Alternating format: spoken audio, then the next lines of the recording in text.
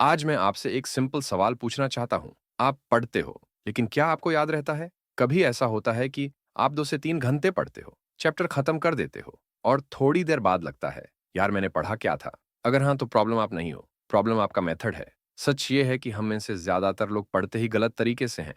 हम बस आँखों को वर्ड्स के ऊपर चला देते हैं। दिमाग उस टाइम बिल्कुल वैसे ही होता है, जैसे गाड़ी चलाते वक़्त होता है, जब डेस्टिनेशन पर पहुँचकर याद ही नहीं रहता कि रास्ते में क्या हुआ। आप लेफ्ट लेते हो, राइट लेते हो, ब्रेकें लगाते हो, लेकिन सब ऑटो पायलट पर होता है। रीडिंग भी हम ऑटो पायलट पर कर देते हैं और जब दिमाग ऑटो पायलट पर होता है, लर्निंग नहीं होती। अगर आप चाहते हो कि जो आप पढ़ रहे हो वो समझ में आए, दिमाग में स्टोर हो और एग्जाम के टाइम या इंटरव्यू के टाइम याद आए, तो आपको टेक्स्ट के मीनिंग के साथ इंटरैक्ट करना पड़ेगा। मीनिंग यानी जो लिखा है उसके बारे में सोचना पड़ेगा। इसके लिए सिर्फ ज्यादा फोकस करूंगा बोलना काम नहीं करता। इसके लिए एक फिक्स्ड प्रोसीजर चाहिए जो आपको मजबूर करे सोचने के लिए। मैं आज आपको वही प्रोसीजर बताने वाला हूं। इसका नाम है मार्जिनेलिया। मार्जिनेलिया एक सिंपल वर्ड है। इसका मतलब होता है बुक के मार्जिन में नोट्स लिखना, पेज के साइड में।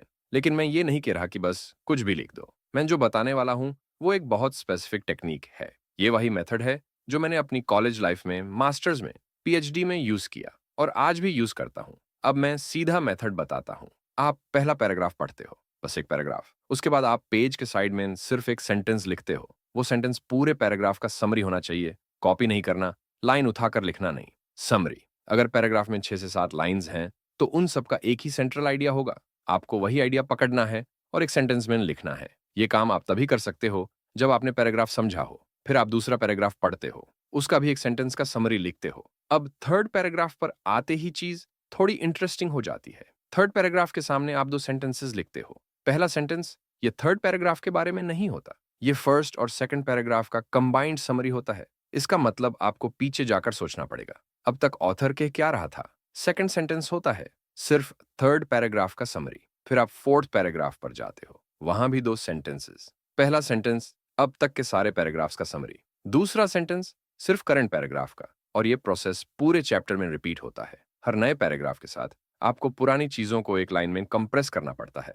इस प्रोसेस में आप बहुत कुछ छोड़ देते हो और वही लर्निंग है, क्योंकि जब आप डिसाइड करते हो कि क्या छोड़ना है और क्या रखना है, तब आप एक्चुअली समझ रहे होते हो। अब यहाँ पर लोग बोलते हैं, सर ये तो बहुत टाइम कंज्यूमिंग है।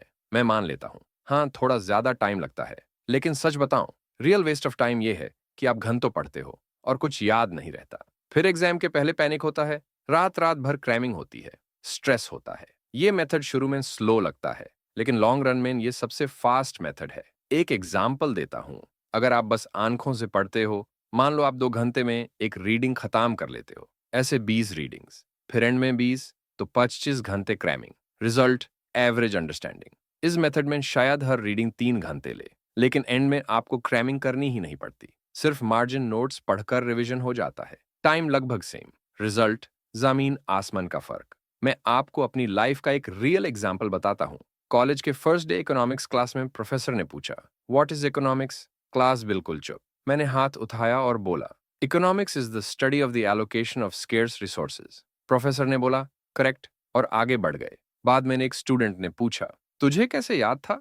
सच ये था कि मैंने टेक्स्ट बुक पढ़ा था, लेकिन सिर्फ पढ़ा नहीं था। मैंने उस डेफिनेशन के बारे में सोचा था, एग्जाम्पल्स बनाए थे, समरी लिखी थी। आज 15 साल बाद भी मुझे वो डेफिनेशन याद है। इसलिए नहीं क्योंकि मैं इंटेलिजेंट हूं, बल्कि इसलिए क्योंकि मैंने सोच कर पढ़ा था। और एक बात क्लियर कर देता हूं, स्पीड रीडिंग एक स्कैम है। नासा और मल्टीपल रिसर्च स्टडीज ने प्रूव किया है कि स्पीड रीडिंग से स्पीड बढ़ती है, लेकिन अंडरस्टैंडिंग गिर जाती है। रीडिंग का शॉर्टकट नहीं होता, दिमाग को काम करना ही पड़ता है। अब एक लास्ट सवाल, इकोनॉमिक्स क्या है? अगर आपको याद आया, तो रीजन ये है कि आपने इस वीडियो को पैसिव तरीके से नहीं देखा। आपने सोचा और वही प्रिंसिपल रीडिंग पर अप्लाई करना है। अगर आप पढ़ते हो और भूल जाते हो, तो अपने आप को ब्लेम मत करो। मेथड बढ़ लो। इस मार्जिनेलिया टेक्निक को ट्राई करो। एक चैप्टर, एक दिन, और खुद डिफरेंस फील करो।